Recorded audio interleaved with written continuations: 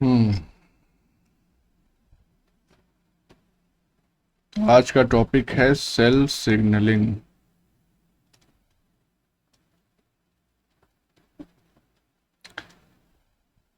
देखो, cell signalling का basic concept क्या है कि जितनी भी सेल टाइप्स हैं ये सब कहीं ना कहीं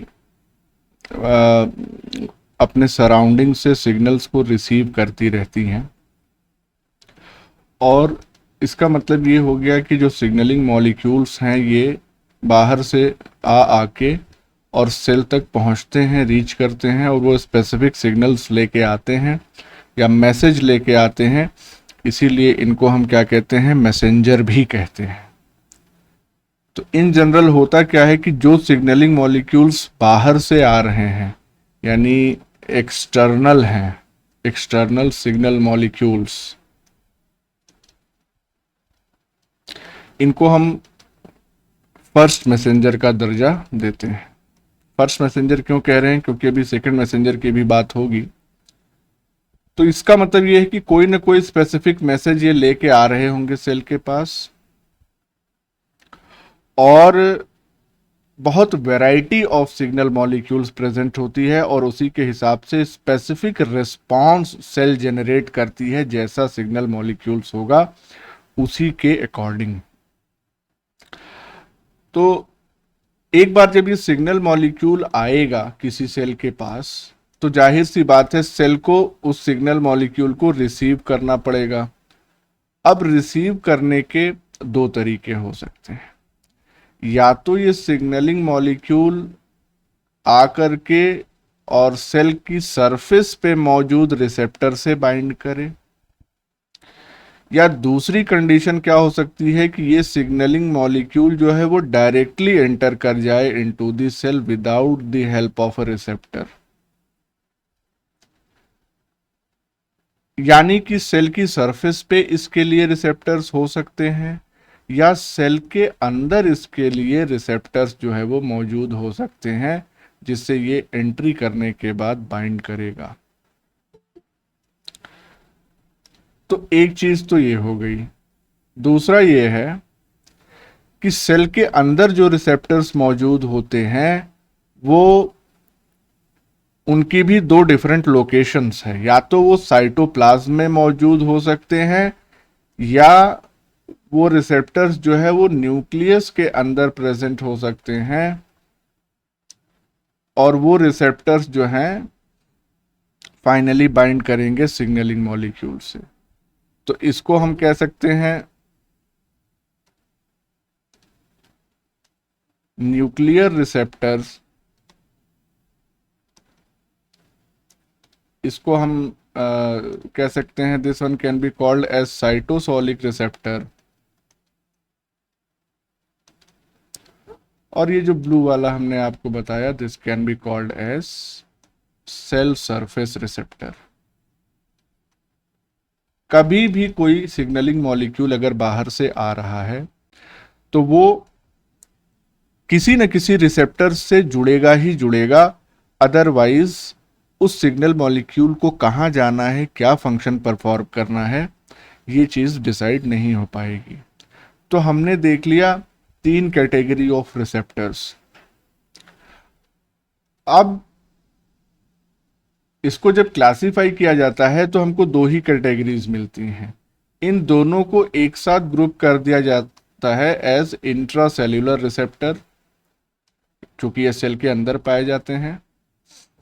और ये वाला जो है this is called as extracellular, या सेल सरफेस रिसेप्टर ज़्यादा अच्छा है, लेकिन फिर भी हम कह सकते हैं ये नाम ज़्यादा अच्छा है, क्योंकि यहाँ पे बाइंडिंग जो है सेल के बाहर ही बाहर हो जा रही है। और इस बाइंडिंग की वजह से कोई चेंज इंड्यूस होगा इसके साइटोसॉलिक डोमेन से, और वो इंड्यूस पूरा एक कास्केड, एक झरने की तरह नीचे बहुत सारे इफेक्ट्स को पैदा करेगा। ये एक बेसिक आइडिया हो गया। अब बात ये है कि अगर हम स्टेप्स की बात कर लें कि एक्स्ट्रा सेल्यूलर या एक्सटर्नल ये जो सिग्नल मॉलिक्यूल्स हैं ये इनसे जो सिग्नलिंग होती है वो कितने स्टेप्स में होती है। तो सिंपली इसको यहाँ पे हम लिख सकते हैं, steps in signalling by extra cellular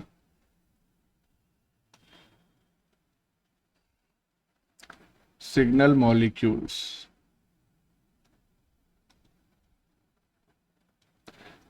तो 4 स्टेप्स होते हैं। सबसे पहला स्टेप क्या होता है कि synthesis and release of signal molecule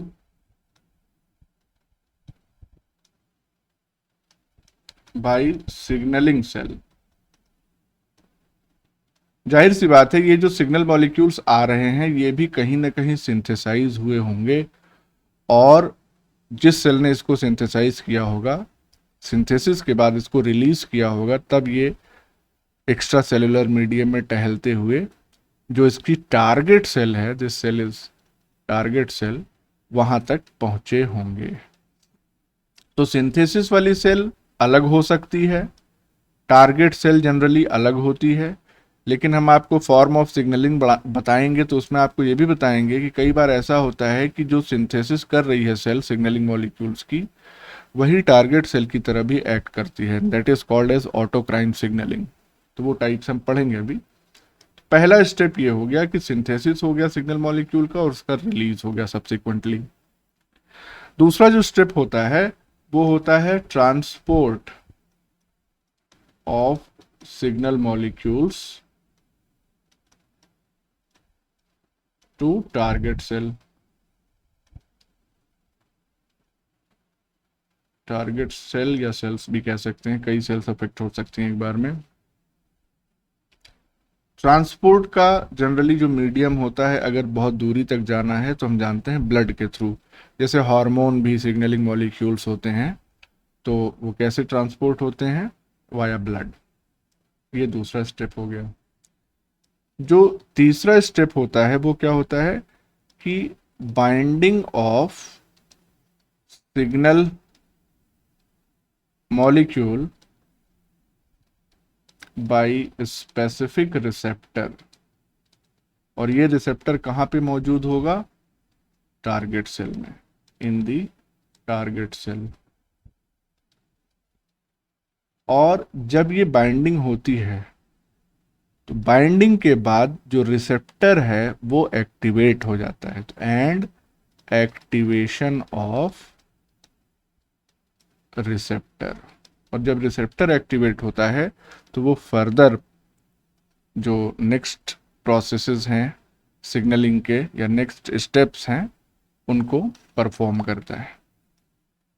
last step क्या होता है? जाहिर सी बात है, जब ये रिसेप्टर एक्टिवेट हो गया तो उसके बाद जो पूरा सिग्नल ट्रांसडक्शन का पाथवे है वो स्टार्ट हो जाएगा, यानी इनिशिएशन ऑफ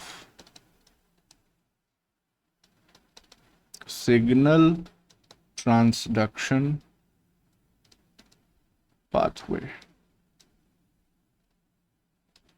जैसे इस डायग्राम में हम आपको दिखाएं, तो अगर ये सिग्नल मॉलिक्यूल आकर के सेल सरफेस रिसेप्टर से बाइंड कर रहा है, तो इस बाइंडिंग के रिजल्ट के तौर पे यहाँ पे इसके साइटोसॉलिक डोमेन में कुछ चेंजेस होंगे। इस चेंज की वजह से कोई ए प्रोडक्ट जो है वो बी प्रोडक्ट में कन्वर्ट होगा, फिर और कास्केड चलती है, ये बी प्रोडक्ट किसी सी प्रोडक्ट को डी में कन्वर्ट कर रहा होगा, और ये डी जो होगी मे बी हमारी जो डिजायर्ड प्रोटीन है या जो सेलुलर रिस्पांस जनरेट करने वाली प्रोटीन है वो फाइनली सिंथेसाइज हो रही होगी। तो इस तरह से ये पूरा सिग्नलिंग कास्केड या जिसको हम सिग्नल ट्रांसडक्शन पाथवे कहते हैं, ये इनिशिएट हो जाता है इन दी फाइनल स्टेप। और ये फाइनल स्टेप तो सिर्फ ऊपरी है। सिग्नल ट्रांसडक्शन पाथवे जो है वो अपने आप में बहुत कई स्टेप्स के हो सकते हैं, और वो चीज़ें हम थोड़ा डिटेल में देखेंगे। तो इस तरीके से ये स्टेप्स हमने देख लिए। अब देखिए, अगर हम क्लासीफाई करें कि जो एक्स्ट्रा सेलुलर सिग्नलिंग मॉलिक्यूल्स से सिग्नलिंग हो रही है उसको बेसिकली किन टाइप्स में, ये तो हमने स्टेप्स बताए, अब हम टाइप्स का जिक्र करेंगे। तो let's say types of signalling by extracellular signal molecules. Mainly 3 type की सिग्नलिंग होती है, तो 1 2 एंड दिस 3।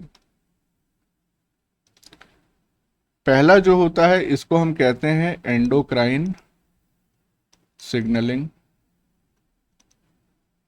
दूसरे को हम कहते हैं पैराक्राइन सिग्नलिंग, और तीसरे को कहते हैं ऑटोक्राइन सिग्नलिंग। अब इन तीनों टाइप की सिग्नलिंग में डिफरेंस क्या होता है वो हम समझ लें। एंडोक्राइन सिग्नलिंग के केस में जो सिग्नल मॉलिक्यूल है उसको एक स्पेसिफिक नाम दिया जाता है हार्मोन। तो यहां पे सिग्नलिंग मॉलिक्यूल या सिग्नल मॉलिक्यूल हार्मोन होता है, और ये हार्मोन क्या करता है, it acts on target cell located distantly, यानी कि जो टारगेट सेल बहुत दूरी पे अवस्थित होती है, किससे, from the site of synthesis, यानी कि हार्मोन जहां बन रहा है वहां से बहुत दूरी पे स्थित सेल पे अगर ये सिग्नल मॉलिक्यूल या हार्मोन एक्ट कर रहा है तो that type of signalling will be called as endocrine signalling.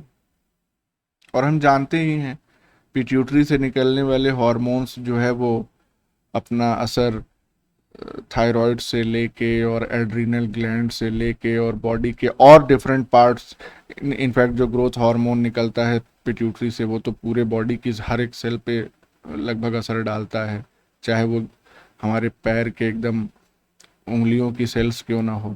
तो इसका मतलब यही हो गया कि अगर बहुत ज़्यादा दूरी है तो that will constitute the endocrine signalling. Now let's say what is paracrine signalling.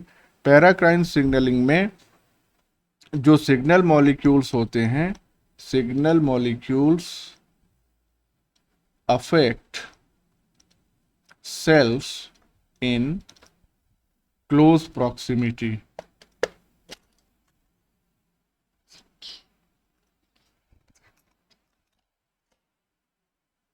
तो क्लोज प्रॉक्सिमिटी,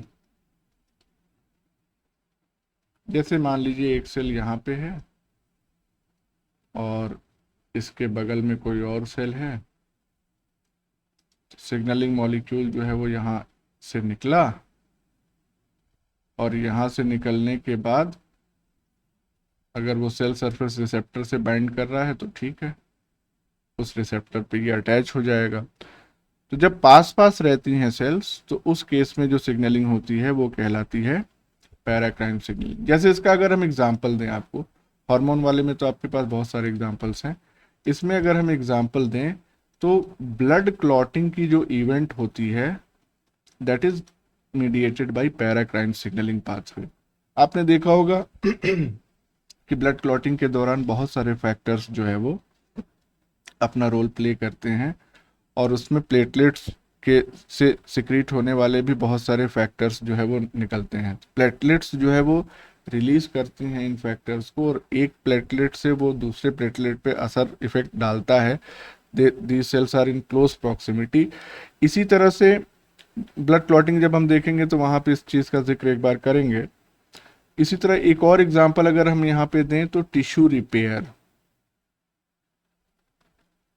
चोट वगैरह जब लग जाती है, टिश्यू डैमेज हो जाता है, तो जब रिपेयर की प्रोसेस स्टार्ट होती है तो कोलेजन सिंथेसिस हो या दूसरी प्रोटीन्स की सिंथेसिस हो, उस चीज़ को स्टिमुलेट करने के लिए आसपास की जो हेल्दी सेल्स होती हैं वो कुछ सिग्नल मॉलिक्यूल्स रिलीज करती हैं जो कि साइट ऑफ डैमेज की सेल्स पे असर करती हैं, and they stimulate those cells to divide and increase in number to facilitate the process of repair and regeneration. तो ये एग्जाम्पल्स हो गए पैराक्राइन सिग्नलिंग के। इसके बाद बात करते हैं हम ऑटोक्राइन सिग्नलिंग की। तो ऑटोक्राइन सिग्नलिंग में बेसिकली क्या होता है कि the signal molecules affect the same cell which produces them। यानी जो सेल सिग्नल मॉलिक्यूल्स को प्रोड्यूस कर रही है उसी सेल पे इसका असर जब होने लगता है तो that is called as autocrine signalling. ये रिसेप्टर से बाइंड कर गया, निकला और रिसेप्टर से बाइंड किया, और रिसेप्टर की अब जिम्मेदारी है कि जो सिग्नल ट्रांसडक्शन पाथवे है उसको इनिशिएट करेगा, और जो चेंज आना होगा वो आएगा इसमें सेल में। इसका अगर हम एग्जांपल आपको बताएं तो जनरली जब हम इम्यूनोलॉजी पढ़ेंगे तो उसमें ऑटोक्राइन सिग्नलिंग के बहुत सारे एग्जांपल्स हमको देखने के लिए मिलेंगे, जहाँ पे टी सेल्स और बी सेल्स कुछ ऐसे फैक्टर्स, ऐसे साइटोकाइंस स्पेशली रिलीज करती हैं जो उन्हीं सेल्स की ग्रोथ और मल्टीप्लिकेशन को अंजाम देते हैं। तो अगर जनरल एग्जांपल हम यहाँ पे आपको दे दें तो secretion of growth factors by T cells, और उसमें भी कौन सी टी सेल्स, इसको हम आगे ऐसे कंटिन्यू कर रहे हैं, कहाँ गया, किस साइड कंटिन्यू करें, यहीं से कर रहे हैं। टी सेल्स में भी कौन सी, activated T cells. Activated T cells का मतलब कि जिन टी सेल्स का एनकाउंटर एंटीजन से हो चुका है, यानी कि stimulated by antigen encounter, antigen के संपर्क में आ चुकी हैं और उसके बाद ये एक्टिवेट हो चुकी हैं। तो ऐसी सेल्स कुछ ग्रोथ फैक्टर्स रिलीज करती हैं, और वो जो ग्रोथ फैक्टर्स होते हैं, यानी कि the growth factors stimulate their own proliferation, यानी फिर उन्हीं सेल्स को वो और ज्यादा अपनी संख्या बढ़ाने के लिए स्टिमुलेट करते हैं ऐसे ग्रोथ फैक्टर्स। थोड़ा और स्पेसिफिक एग्जांपल यहां पे दे दें, जैसे कि IL-2, इसको कहते हैं इंटरल्यूकिन 2। इंटरल्यूकिन का मतलब क्या है, it is a type of cytokine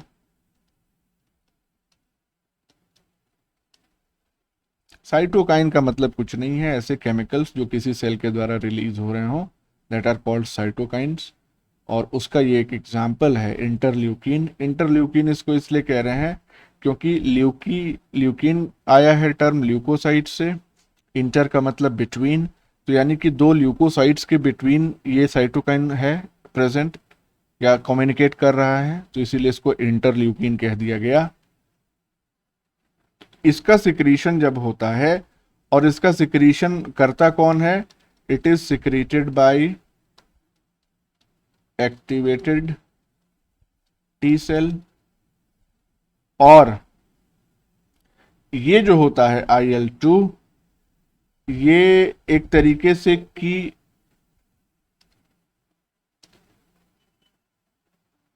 ये की मॉलिक्यूल है, की मॉलिक्यूल, हाँ खुश रहो बेटा, that mediates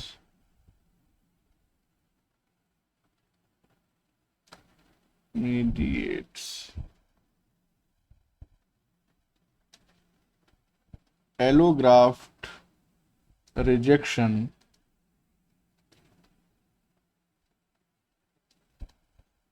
by cell mediated immunity of T cells.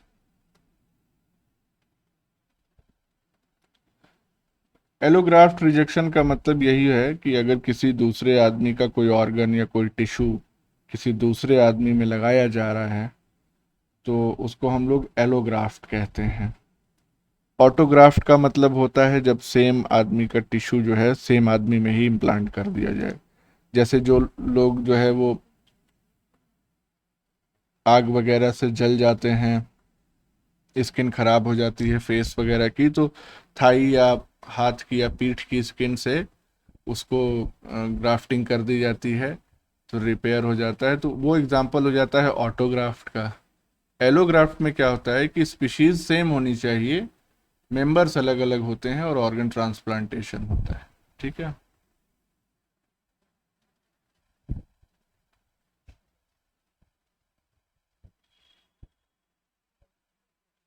एक सेकंड बेटा।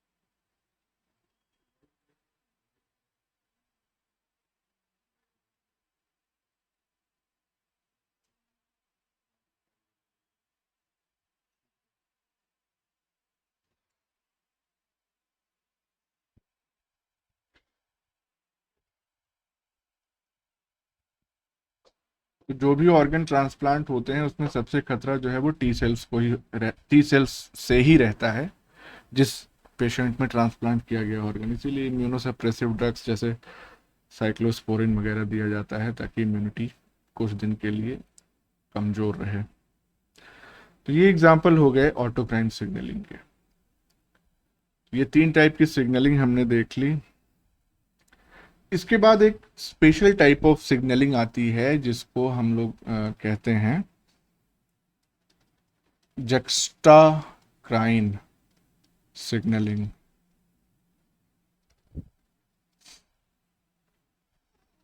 तो एक्चुअली में जक्स्टाक्राइन सिग्नलिंग जो होता है वो कॉन्टैक्ट डिपेंडेंट सिग्नलिंग होती है। कॉन्टैक्ट डिपेंडेंट सिग्नलिंग, ऐसा इसको इसलिए कह रहे हैं कि यहाँ पे एक्चुअल फिजिकल कांटेक्ट होता है between the signal molecule synthesizing cell and signal molecule receiving cell. In fact signal molecule का आदान प्रदान हाथों हाथ होता है। जैसे कोई सामान आप किसी को किसी के हाथ में पकड़ाएं या दूसरा हो सकता है कि किसी मीडिएटर के माध्यम से भेजें, तो यहाँ हाथों हाथ जो ट्रांसफर हो रहा है उसी तरह का काम होता है।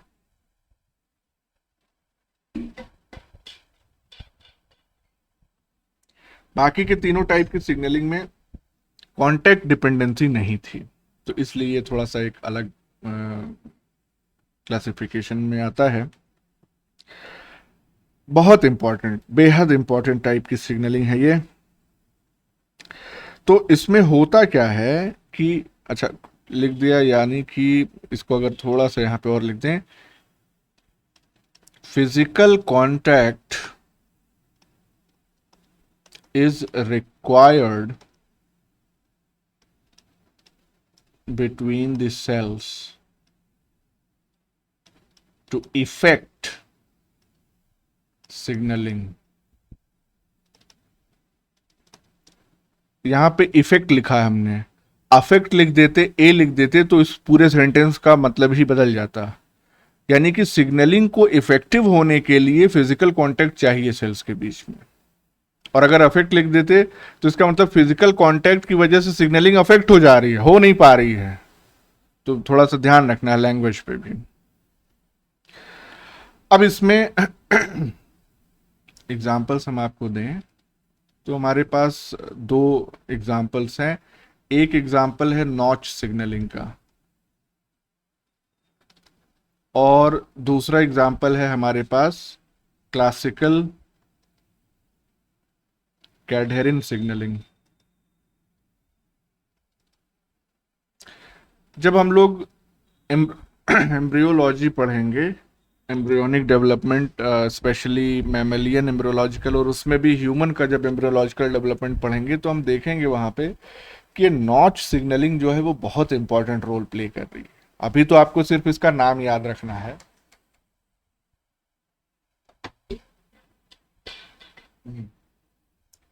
लेकिन एम्ब्रियोलॉजी वाले पोर्शन में हम इस सिग्नलिंग को डिटेल में देखेंगे। इसका सिग्निफिकेंस सिर्फ हम आपको बता देते हैं कि नॉच सिग्नलिंग एक्चुअली में किस चीज को अफेक्ट करती है। तो इसका मेजर रोल होता है, major role in regulation of embryonic development,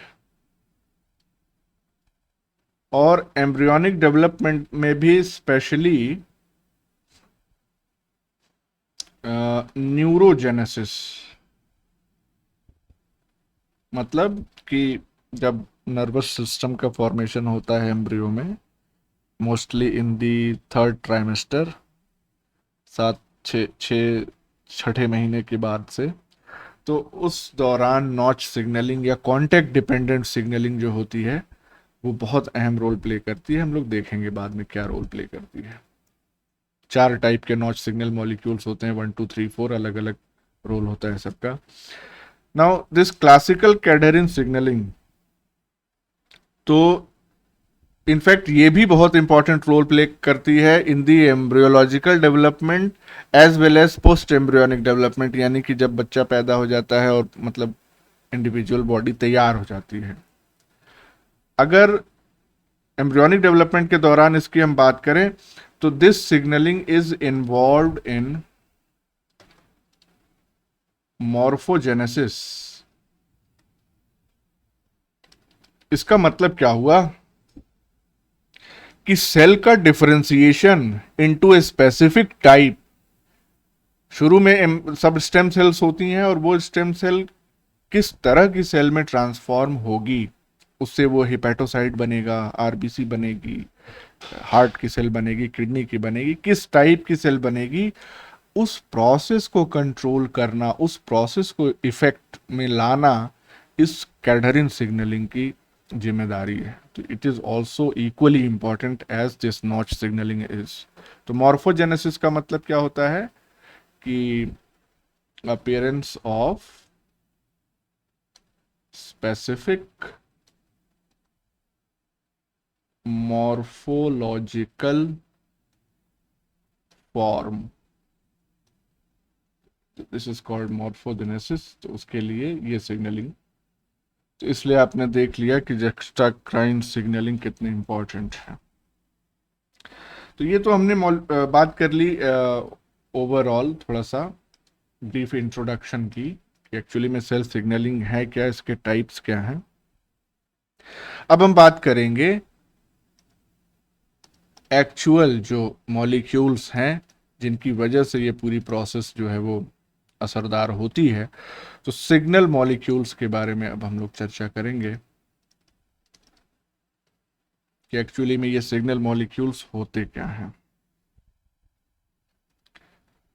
तो सबसे पहली बात ये है कि ये जो सिग्नल मॉलिक्यूल्स होते हैं ये लो मॉलिक्यूलर वेट पोजेस करते हैं और केमिकली हेट्रोजीनियस हो सकते हैं। इसका मतलब क्या हो गया, हेट्रोजीनियस मतलब कि अलग अलग टाइप के मॉलिक्यूल्स या उनके कॉम्बिनेशन से तैयार हो सकते हैं। बहुत स्पेसिफिक नहीं है कि जैसे हमने एंजाइम के केस में बोल दिया कि 99% से ज़्यादा सब प्रोटीन ही है, तो ऐसा नहीं है। यहाँ पे हेट्रोजीनियस ग्रुप है पूरा। अब ये जो सिग्नल मॉलिक्यूल्स हैं इनको दो कैटेगरीज में डिवाइड किया जा सकता है। तो लेट्स डिवाइड इट, इस तरीके से हम डिवाइड कर सकते हैं इसको।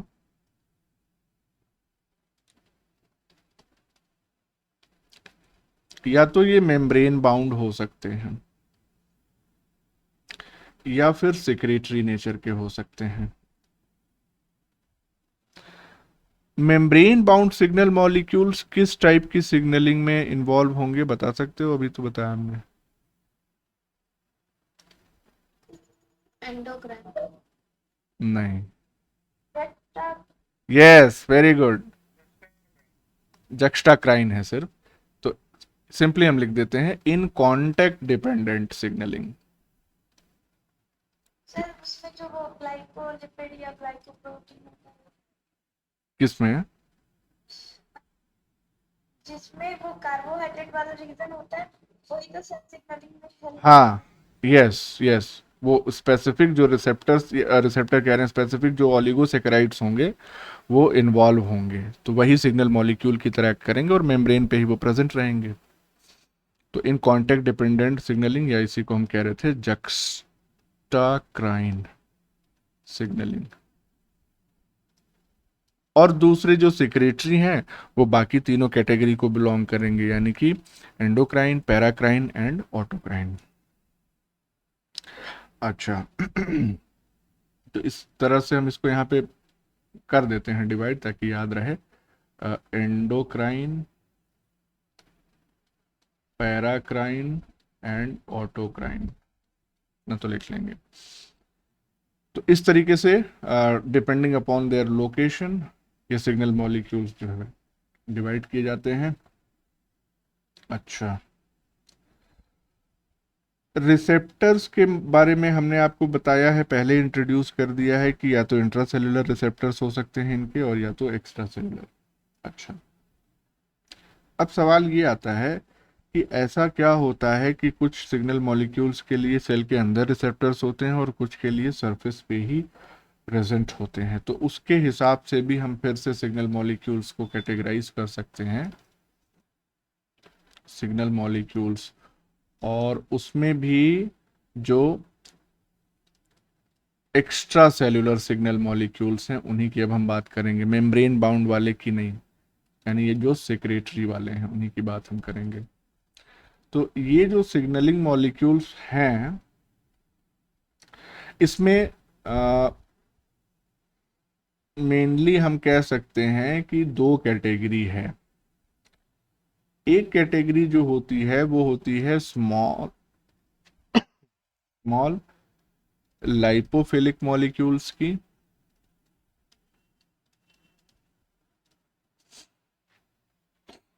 और जो दूसरे होते हैं वो हाइड्रोफिलिक होते हैं। तो एल क्यों लिख दे रहे हैं, खेल चाहिए ना यहाँ पे, हाइड्रोफिलिक।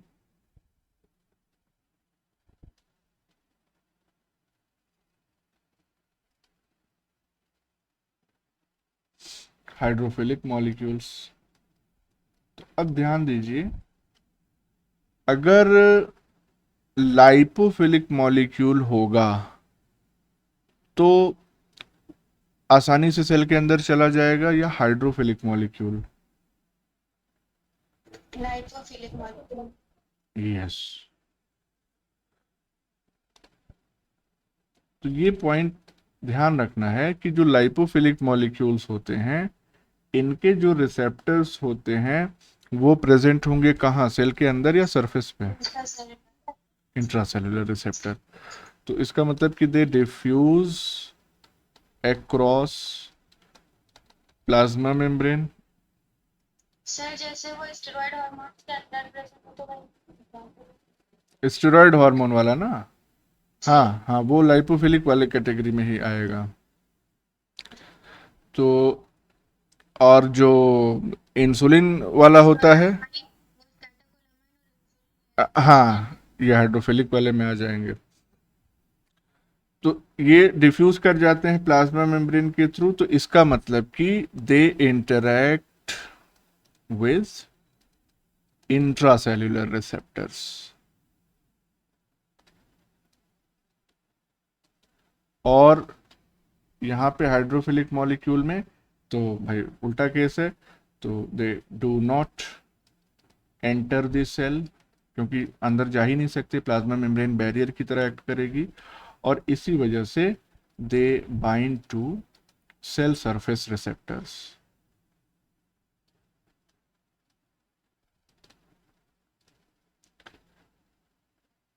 अगर हम ये जो लाइपोफिलिक मॉलिक्यूल्स हैं, तो अच्छा एक चीज और ध्यान रखना यहाँ पे, diffuse across most of them, यहाँ पे अगर हम लिख दें, क्योंकि कुछ ऐसे भी लाइपोफिलिक मॉलिक्यूल्स हैं जो सेल सरफेस रिसेप्टर से बाइंड करते हैं। तो इसका मतलब ऐसा मत समझिएगा अगर लाइपोफिलिक है तो वो सारे के सारे ही डिफ्यूज करके अंदर चले जाएंगे, इसीलिए हमने कहा most of them, not all of them.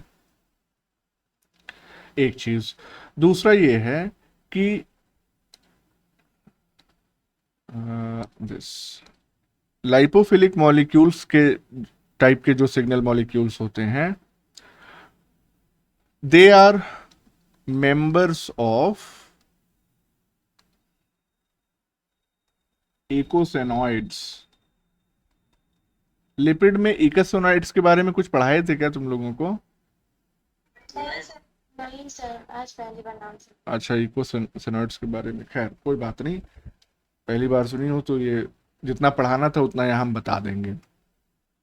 इकोसेनॉइड्स जो होते हैं, इनमें कई टाइप के सिग्नल मॉलिक्यूल्स जो है इस क्लास को बिलोंग करते हैं, और वो जितने भी सिग्नल मॉलिक्यूल्स होते हैं जो इकोसेनॉइड्स के ग्रुप में लाई करते हैं, वो सारे के सारे एक specific type of fatty acid से ही बने होते हैं।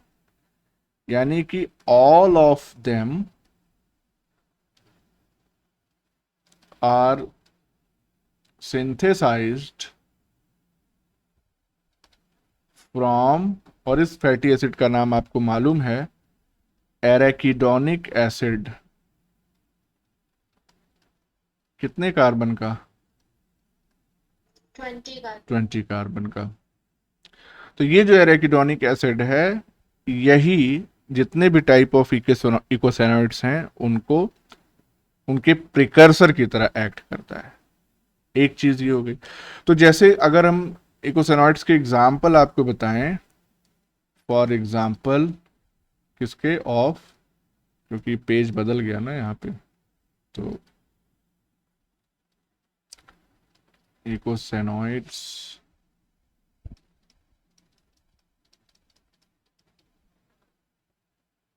बहुत इंपॉर्टेंट मॉलिक्यूल, आपने पढ़ा है थोड़ा बहुत इसके बारे में, prostaglandin.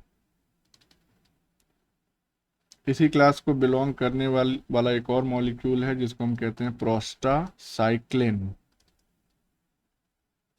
Then we have thromboxanes, and of course we have leukotrienes। तो प्रोस्टाग्लैंडिन और प्रोस्टासाइक्लिन जो है वो कई टाइप की सेल्स रिलीज करती हैं। थ्रोम्बोक्सेन्स जो होते हैं वो प्लेटलेट सिक्रीट करते हैं, यानी थ्रोम्बोसाइट्स। ल्यूकोट्राइन जो है वो ल्यूकोसाइट्स सिक्रीट करते हैं। तो ये कुछ एग्जांपल्स हो गए इकोसेनॉइड्स के। अच्छा, एक जो इंपॉर्टेंट पॉइंट हमको जाननी है हाइड्रोफिलिक मॉलिक्यूल्स में, कि जितने भी सिग्नल मॉलिक्यूल्स हैं उसमें से मैक्सिमम जो होते हैं वो हाइड्रोफिलिक मॉलिक्यूल्स ही होते हैं। तो इसका मतलब यहाँ पे अगर पॉइंट हमको इंक्रीज करना है तो they constitute most of the signal molecules. तो मात्रा की अगर हम बात करेंगे तो ये हाइड्रोफिलिक वालों की ज्यादा होगी मात्रा या संख्या, और बाकी इसमें इसके अंदर डिस्कस करेंगे तो इसमें डिफ्यूज करेंगे जो प्लाज्मा मेम्ब्रेन को, उनकी संख्या बहुत ज़्यादा होगी, लेकिन कुछ ऐसे भी होंगे जो सेल सरफेस रिसेप्टर से बाइंड कर सकते हैं। एक चीज ये हो गई। अब देखिए इस चीज का जिक्र हम थोड़ा सा कर चुके हैं कि जब सिग्नलिंग कास्केड चलता है या सिग्नल ट्रांसडक्शन पाथवे चलता है, तो उस सिग्नल की वजह से अल्टीमेटली क्या होता है कि इफेक्टर मॉलिक्यूल्स जो है फाइनली सिंथेसाइज हो जाते हैं। यानी ये जनरल पॉइंट है, यहाँ पे कोई क्लासिफिकेशन नहीं है, नोट करके हम इसको लिख सकते हैं कि ड्यू टू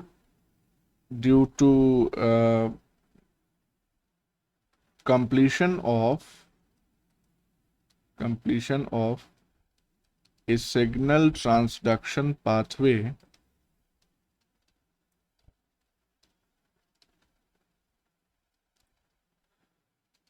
effector molecules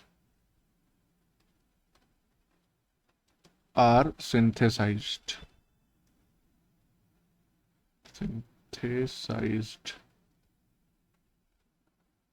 और यही इफेक्टर मॉलिक्यूल्स जो होते हैं ये रिस्पॉन्सिबल होते हैं सेल्यूलर रिस्पॉन्स के लिए।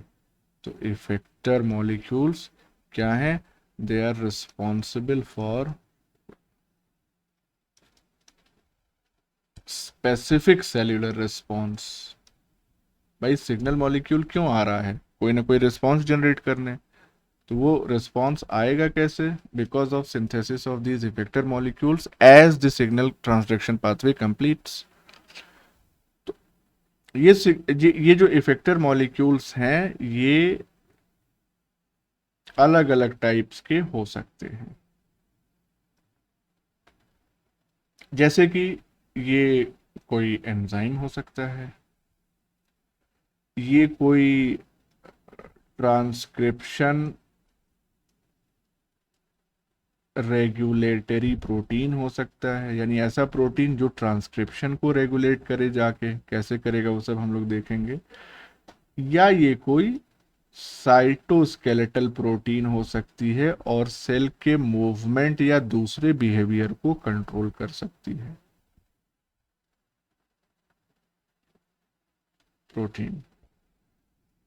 तो ये 3 टाइप के हमने देख लिए इफेक्टर मॉलिक्यूल्स। अब इसके बाद हम लोगों को बात करनी है, हमने सिग्नल मॉलिक्यूल्स देख लिए, लाइपोफिलिक देख लिए, हाइड्रोफिलिक देख लिए।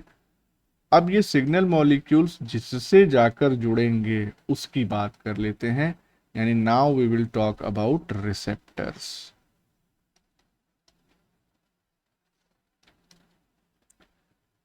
अच्छा, अब रिसेप्टर्स कोई बहुत चीज उसके बारे में तो बतानी नहीं है, इंट्रोड्यूस आपको कर ही दिया हमने कि इंट्रासेल्युलर रिसेप्टर्स और सेल सरफेस रिसेप्टर्स 2 टाइप के मेनली प्रेजेंट होते हैं। इसको थोड़ा सा अच्छे से समझने के लिए हम लोग इमेज का इस्तेमाल कर सकते हैं। दिस, तो यहाँ पे हमारे पास 2 टाइप के रिसेप्टर्स हैं, सेल सरफेस रिसेप्टर है और इंट्रासेल्युलर रिसेप्टर है। एक चीज आपको क्या ध्यान रखनी है कि जो भी सिग्नल मॉलिक्यूल होता है उसको जनरल टर्मिनोलॉजी में हम लिगैंड कहते हैं, ये मालूम भी है आपको। तो दिस इज कॉल्ड लिगैंड, और ये तो रिसेप्टर है ही है। सेल सरफेस रिसेप्टर सेल की सरफेस पे मौजूद है और इससे जनरली कौन सा मॉलिक्यूल अटैच होता है? हाइड्रोफिलिक मॉलिक्यूल, क्योंकि ये क्रॉस नहीं कर सकता प्लाज्मा मेम्ब्रेन को, इसकी मजबूरी है।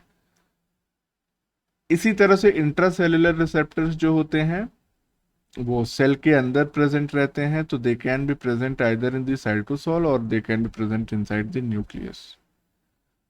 हाइड्रोफोबिक सिग्नल मॉलिक्यूल इस सेल तक आने के लिए भी एक कैरियर प्रोटीन का सहारा लेता है, क्योंकि बाहर का जो भी एनवायरनमेंट है उसमें वाटर बहुत ज्यादा है और इस हाइड्रोफोबिक मॉलिक्यूल को पानी से दूर रहना है, नाम ही है इसका हाइड्रोफोबिक। वो दूरी मेंटेन करने के लिए ये कैरियर प्रोटीन को पकड़ लेता है। अब कैरियर प्रोटीन का वो हिस्सा जो इस हाइड्रोफोबिक मॉलिक्यूल से जुड़ा हुआ है वो हाइड्रोफोबिक एमिनो एसिड्स से बना होगा, और बाकी का ये जो हिस्सा जो मीडियम से इंटरेक्ट कर रहा है उसमें हाइड्रोफिलिक एमिनो एसिड्स होंगे। तो ये बात आपको ध्यान रखनी है मेनली कि कैरियर प्रोटीन का क्या रोल होता है। कैरियर प्रोटीन का रोल ये होता है कि they facilitate the transport of hydrophobic signal molecule in the aqueous environment.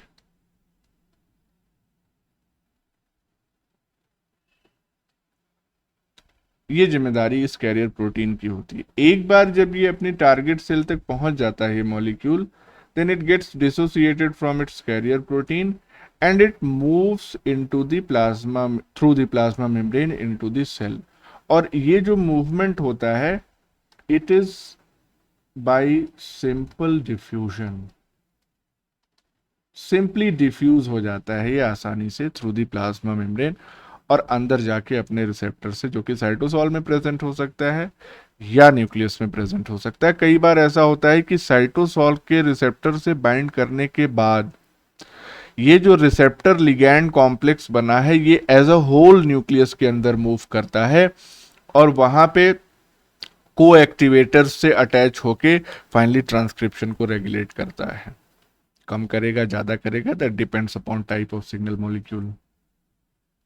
तो रिसेप्टर्स की कहानी समझ में आ गई आपको। अब यहाँ पे हमको टाइप्स ऑफ रिसेप्टर्स देखने हैं, जो हम आपको पहले ही बता चुके हैं। तो एक एक करके इनको हम डील करेंगे। इसमें सबसे पहले नंबर पे हम बात करेंगे इंट्रासेलुलर रिसेप्टर को पहले डील करेंगे, then we will look into the cell surface receptor. क्योंकि इंट्रासेलुलर रिसेप्टर जो है वो रिलेटिवली लेस डिटेल में है। रिसेप्टर्स के बारे में तो बहुत जानकारी है, लेकिन इसके ट्रांसडक्शन पाथवे के लिए हम लोगों को बहुत ज़्यादा वो नहीं करना है, डिटेल में जाना है। जबकि सेल सरफेस रिसेप्टर आपके सिलेबस में है, जो GPCR है, जी प्रोटीन कपल्ड रिसेप्टर, तो उसको डिटेल में देखना है। तो let's discuss first intracellular receptor.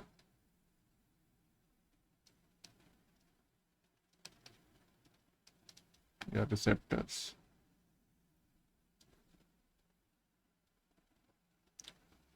तो पहली बात तो इसकी लोकेशन की ही है, कहाँ लोकेटेड है। तो लोकेटेड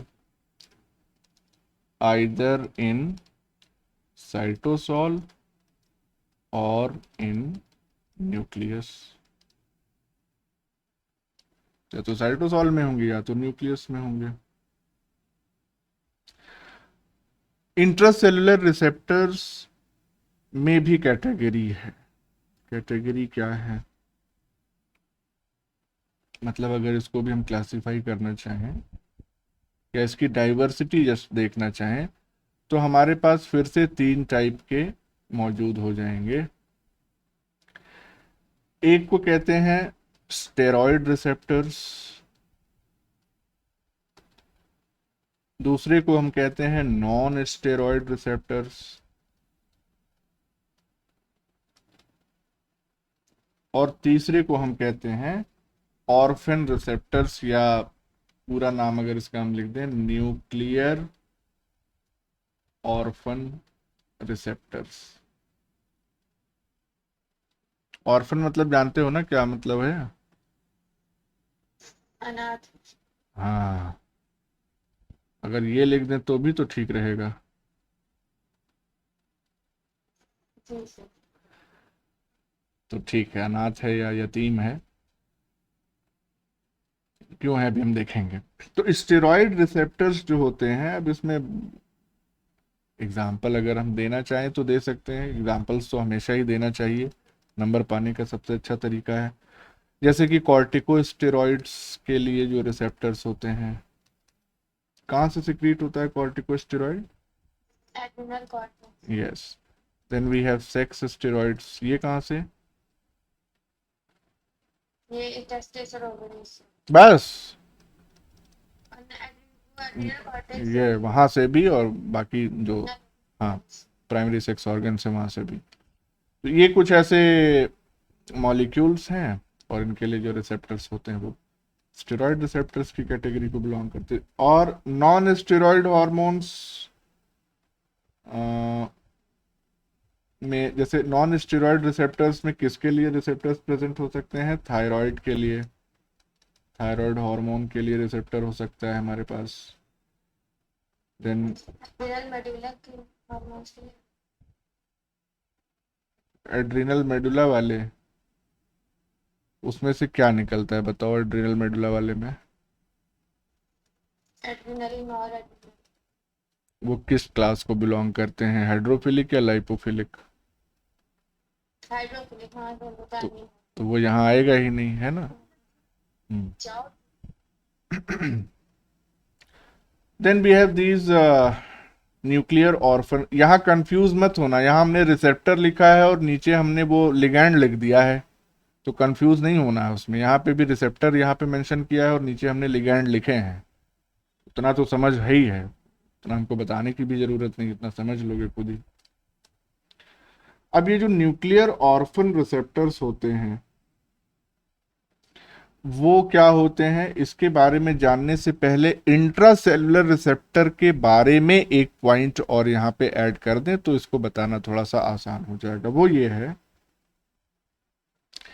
कि जितने भी इंट्रासेलुलर रिसेप्टर्स होते हैं ये काफी हद तक एक दूसरे से रिलेटेड होते हैं स्ट्रक्चरली।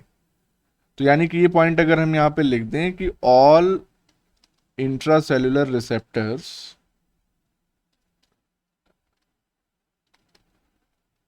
are structurally related, एक चीज, और साथ ही साथ they belong to nuclear receptor super family.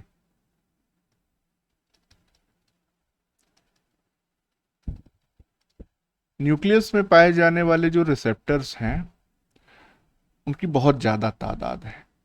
इसलिए है क्योंकि हमारे पास लगभग 30,000 जीन्स प्रेजेंट हैं और हर एक जीन का रेगुलेशन होना बेहद जरूरी है, क्योंकि जीन अगर रेगुलेटेड नहीं होगी तो फिर हेवायर हो जाएगा, सेल में आफत आ जाएगी।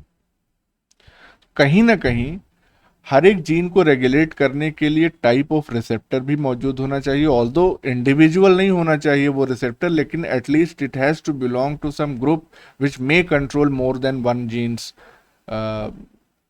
एक्सप्रेशन और regulation of more than one genes. तो ये जो न्यूक्लियर रिसेप्टर की फैमिली बहुत बड़ी है, इसीलिए इसको हम सुपर फैमिली कहते हैं। और चूंकि most of them have to bind to DNA, most या सभी को डीएनए से ही बाइंड करना है, डीएनए के किसी स्पेसिफिक रीजन से, स्पेशली जहां से ट्रांसक्रिप्शन जो है वो इनिशिएट होता है, आज बताया भी था, स्पेशली जो ऑपरेटर वाला रीजन होता है वहां पे बाइंड करना होता है। तो जब बाइंड करना है उसी टाइप के मॉलिक्यूल्स से तो जाहिर सी बात है स्ट्रक्चरली तो एक दूसरे से रिलेटेड होंगे ही, अलग अलग मॉलिक्यूल से बाइंड करना होता तो स्ट्रक्चरली अनरिलेटेड होते। तो एक बात ये बहुत इंपॉर्टेंट है, ध्यान रखिएगा कि जो इंट्रासेलुलर रिसेप्टर्स होते हैं स्ट्रक्चरली रिलेटेड होते हैं, न्यूक्लियर रिसेप्टर सुपर फैमिली को ही ये बिलोंग करते हैं, उसी के मेंबर होते हैं।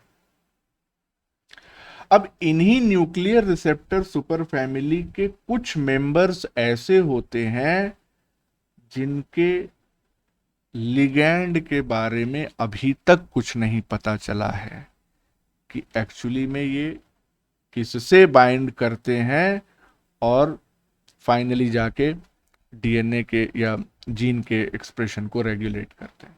तो उन रिसेप्टर्स को हम लोग कहते हैं न्यूक्लियर ऑर्फन रिसेप्टर्स। यतीम इस वजह से हैं ये क्योंकि इनके लिगैंड के बारे में नहीं पता चला है। तो जैसे जिसके माँ बाप के बारे में ना पता हो या ना हो मौजूद धरती पे तो वो हो गया यतीम ऑर्फन, तो उसी तरह से इनके लिगैंड के बारे में नहीं पता है। तो इस पॉइंट को अगर यहाँ पे हम मेंशन कर दें, किस कलर से कर दें, ब्लू से कर देते हैं, न्यूक्लियर रिसेप्टर्स।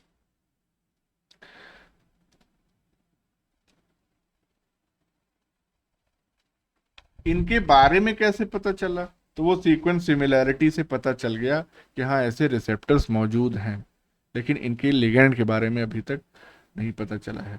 तो they have no identified natural ligand, पहली चीज। और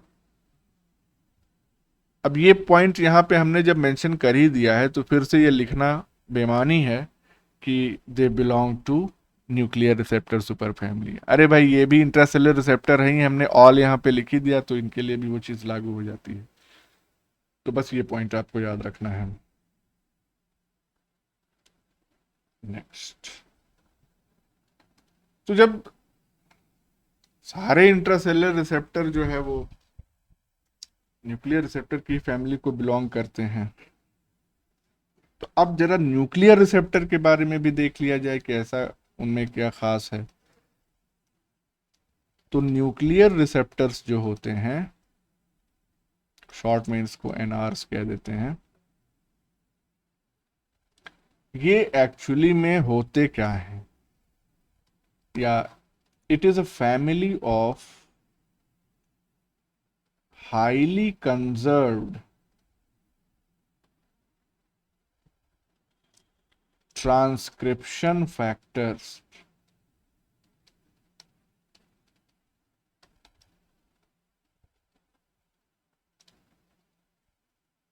है ना? और ये करते क्या हैं? They regulate transcription in response to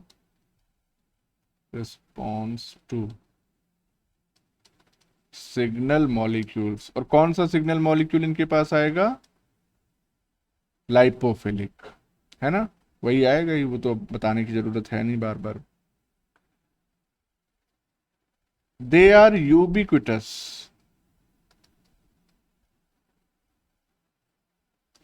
and unique to animal kingdom. Unique to animal kingdom से आप क्या समझते हैं? सारे में पाया जाता जो भी यूनिक क्यों लिखा? क्योंकि ये सब में पाया जाएगा, चेंज नहीं होता होगा। उसके लिए तो ये कंजर्व्ड लिख दिया हमने। कंजर्व्ड का मतलब क्या हो गया कि चाहे अमीबा में इसका स्ट्रक्चर देखो और चाहे अपने में, दोनों जगह सेम सीक्वेंस होगा इसका, तो उसको कंजर्व्ड कहते हैं। यूनिक क्यों कह रहे हैं? यूनिक इसलिए कह रहे हैं कि दे आर यूनिक टू, नहीं होगा animal. Very good very good, they are not present in plants और फंजाई और बैक्टीरिया या prokaryotes. So they are unique to animal kingdom, animal kingdom में ही पाए जाते हैं। यूबिक्विटस का मतलब क्या हुआ? जो भी कुछ ना तो जानने से ही कुछ बोलोगे अभी तो। यूबिक्विटस का मतलब कि समान रूप से,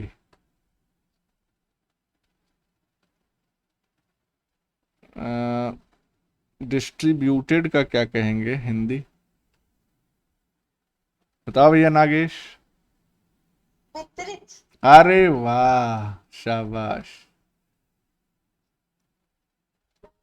समान रूप से वितरित मतलब कि हमने कहा यूनिक टू एनिमल किंगडम, तो एनिमल किंगडम के किसी भी मेंबर को आप उठा लीजिए, देख लीजिए, उसमें पाया जाएगा। ऐसा नहीं है कि किसी स्पेसिफिक फाइलम में ही पाया जाएगा, कि हमने कह दिया, या किसी स्पेसिफिक क्लास में ही पाया जाएगा, कि मैमल्स में पाया जा रहा है, एम्फीबियंस में नहीं पाया जा रहा है, या आर्थ्रोपोडा में पाया जा रहा है, इकानोडर्मेटा में नहीं पाया जा रहा। नहीं, हर जगह समान रूप से वितरित, that is called as ubiquitous. और यूबिक्विटिन का नाम भी इसी टर्म पे पड़ा है। Ubiquitous is an English term, वो भी इसी तरह से distributed all along the entire kingdom, तो इसीलिए उसका नाम भी यूबिक्विटिन पड़ा। तो ये चीज समझ में आ गई। ध्यान हमेशा रखना क्या है आपको कि न्यूक्लियर रिसेप्टर्स जो होते हैं वो ट्रांसक्रिप्शन फैक्टर्स होते हैं, तो इनका बायोकेमिकल नेचर क्या होगा?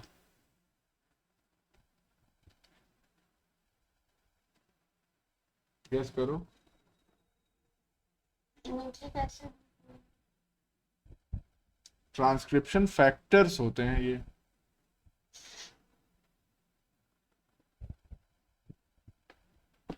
तो ध्यान रखना, इसको नहीं गेस कर पा रहे कोई बात नहीं, इसका जो केमिकल नेचर होता है वो होता है प्रोटीन।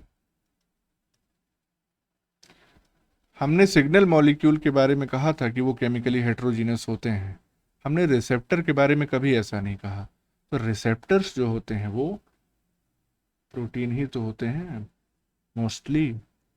सेल सरफेस रिसेप्टर भी हमने देखा था तो वो भी प्रोटीन था, साइटोसोलिक रिसेप्टर भी प्रोटीन होता है, transcription factors they are also protein.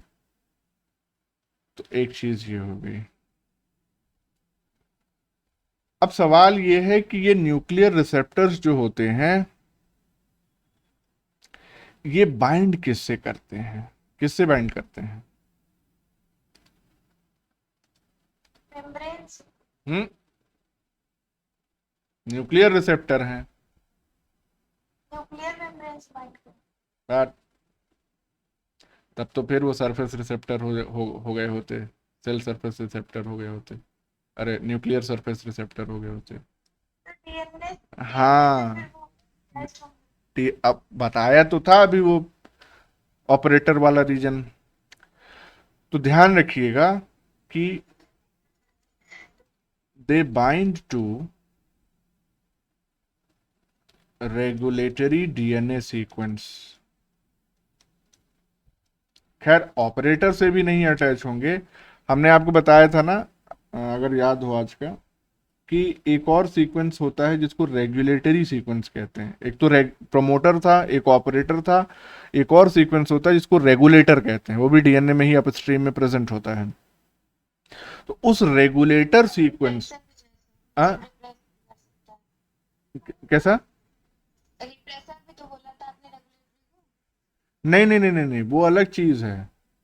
फिर से समझ लो, यहाँ पे ऐसे समझो, जैसे ये पूरा डीएनए सीक्वेंस था और इसमें यहाँ से लेके यहाँ तक ये पूरा था आपका टीआरपी, 1 2 3 4 ये 5, ये तो ओपेरॉन वाला पार्ट खैर ओपेरॉन के पार्ट वो भी होते हैं, लेकिन यहाँ पे टीआरपी जीन्स प्रेजेंट थी, भूल जाओ इसको। इसके बगल में हमने आपको बताया था कि यहाँ पे ऑपरेटर था, इसके बगल में हमने आपको बताया था यहाँ पे प्रोमोटर था, इसके और अपस्ट्रीम यहाँ पे ये होता है रेगुलेटर।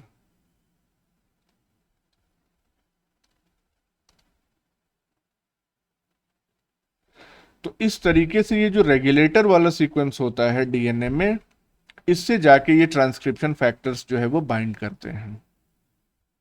तो they bind to regulatory DNA sequence. एक चीज, ये जो रेगुलेटरी डीएनए सीक्वेंस होता है इसका फिर स्पेसिफिक नाम दिया जाता है। तो इसको हम क्या कहते हैं? This regulatory DNA sequence, it is known as response element.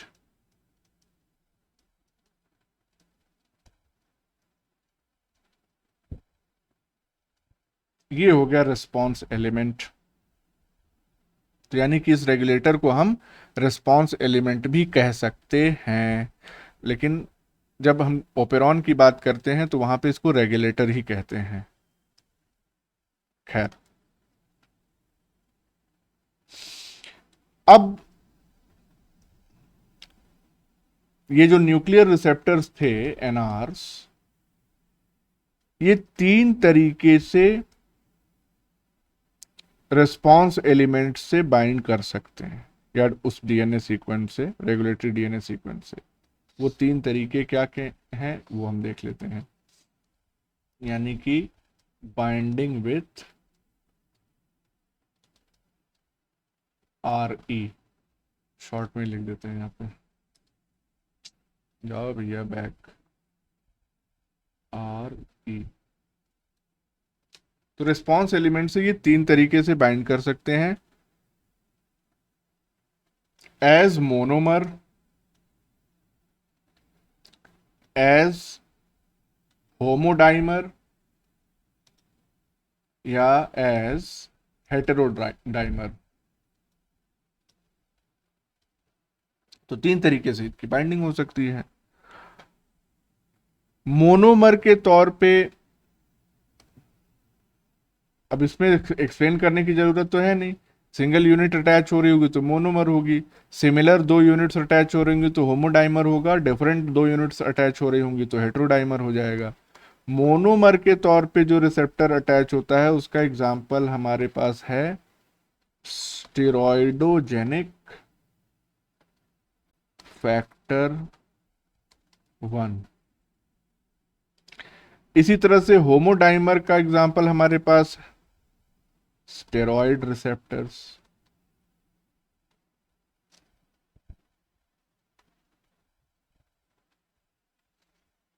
और हेट्रोडाइमर्स के तौर पे जो रिसेप्टर्स अटैच होते हैं उसमें हमारे पास है retinoic acid receptor, thyroid hormone receptor या थायराइड रिसेप्टर सिंपली कहते हैं इसको, और विटामिन डी रिसेप्टर।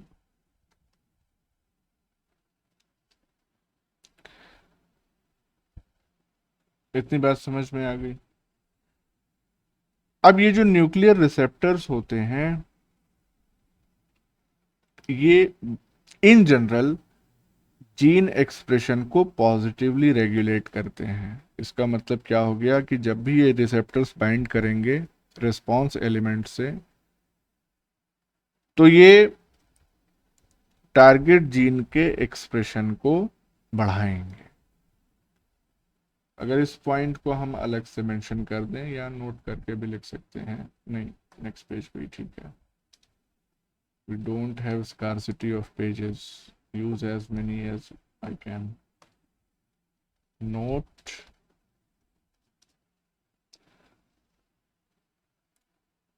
तो ध्यान क्या रखना है कि ये जितने भी न्यूक्लियर रिसेप्टर्स हैं they positively regulate gene expression, पहली चीज। दूसरा क्या है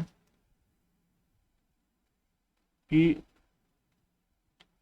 दे bind to response element in target genes।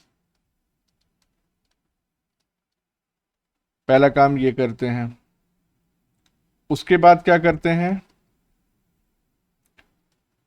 They recruit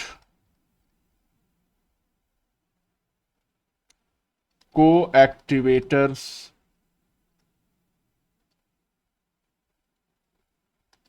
to form a complex. और ये जो रिक्रूटमेंट होता है ये लिगैंड डिपेंडेंट मैनर में होता है। इसका क्या मतलब है, मतलब ये समझो कि हमने केवल ये वाला सीक्वेंस बना दिया रेगुलेटर वाला। सपोज करो कि ये हम किस चीज को दिखा रहे हैं, this is a response element, DNA का वो सीक्वेंस जहां पे एनआर बाइंड करेगा। तो सबसे पहले आया एनआर और एनआर जो है ये बाइंड करेगा, लेकिन एनआर कब बाइंड करेगा, जब ये ऑलरेडी अपने लिगैंड से बाइंड कर चुका होगा तब ये बाइंड करेगा। तो ये हो गया इसका लिगैंड। बाइंड करने के बाद ये क्या करेगा, नाउ दिस विल रिक्रूट दी को एक्टिवेटर्स। तो एक को एक्टिवेटर सपोज करिए ये है, दूसरा को एक्टिवेटर ये है, तो इन इन सभी को ये रिक्रूट करना शुरू करेगा। तो इसको यहाँ पे बुलाएगा, इनको यहाँ पे बुलाएगा, और उसके बाद ये जब अटैच हो जाएंगे ये वाला भी और ये वाला भी, ये दोनों क्या हैं, दे आर को एक्टिवेटर्स। और ये येलो वाला क्या है हमारा, एनआर। तो ये कोएक्टिवेटर्स जब इससे एसोसिएट हो जाएंगे तो एक कॉम्प्लेक्स तैयार हो जाएगा। और ये जो कॉम्प्लेक्स तैयार होता है, दिस कॉम्प्लेक्स, ये क्या करता है कि इट मॉडिफाइज क्रोमैटिन, क्रोमैटिन को मॉडिफाई करता है, और इसके बाद modifies chromatin and recruits core transcription factors। सब चीजें इतनी आसानी से नहीं होती हैं, मतलब समझ रहे हो। न्यूक्लियर रिसेप्टर जो है वो खुद भी ट्रांसक्रिप्शन फैक्टर की तरह एक्ट कर रहा है, लेकिन ट्रांसक्रिप्शन को शुरुआत कराने से पहले के स्टेप तक ही ये ट्रांसक्रिप्शन फैक्टर की तरह एक्ट कर रहा है, यानी कि ये माहौल तैयार कर रहा है कि ट्रांसक्रिप्शन हो सके। तो पहले ये एसोसिएट होगा, लिगैंड से बाइंड करेगा, ये एनआर एसोसिएट होगा विद द रिस्पांस एलिमेंट, उसके बाद ये को एक्टिवेटर्स को अटैच कराएगा। जब ये कॉम्प्लेक्स तैयार हो जाएगा तो no this complex will modify chromatin, यानी क्रोमैटिन को अगर थोड़ा सा और खोलना है कि आरएनए पॉलीमरेज के एसोसिएशन और उसके मूवमेंट में कोई दिक्कत ना हो, तो उसको क्रोमैटिन को मॉडिफाई करेगा, और साथ ही साथ जो कोर ट्रांसक्रिप्शन फैक्टर्स हैं उनको रिक्रूट करेगा ये पूरा कॉम्प्लेक्स। ट्रांसक्रिप्शन फैक्टर्स जो हैं वो बहुत टाइप के हैं, जैसे प्रोकैरियोट्स में 3 टाइप के तो इन जनरल हम लोग पढ़ते ही हैं। यूकैरियोट्स में हमारे पास 9 से लेके 13, 14, 15 तक अलग अलग ट्रांसक्रिप्शन फैक्टर्स होते हैं। जब प्रोटीन ट्रांसक्रिप्शन जब हम लोग पढ़ेंगे तो उसमें देखेंगे, तो उन ट्रांसक्रिप्शन फैक्टर्स को रिक्रूट, और जब वो रिक्रूट हो जाते हैं ट्रांसक्रिप्शन फैक्टर्स, तो फाइनली आरएनए पॉलीमरेज रिक्रूट होता है, वो अटैच करता है विद द प्रोमोटर, और फिर ट्रांसक्रिप्शन जो है वो स्टार्ट होता है। तो इस तरह से ये बड़ी हाईली रेगुलेटेड प्रोसेस है। इतने सारे मॉलिक्यूल्स को अटैच करने की जरूरत क्यों पड़ी? इसीलिए ना कि हर एक स्टेप पे रेगुलेशन किया जा सके। प्रोसेस कॉम्प्लेक्स होती है तो वो सोफिस्टिकेटेड भी होती चली जाती है। तो आज के लिए इतना रखते हैं, इसके आगे हम लोग कल कंटिन्यू करेंगे।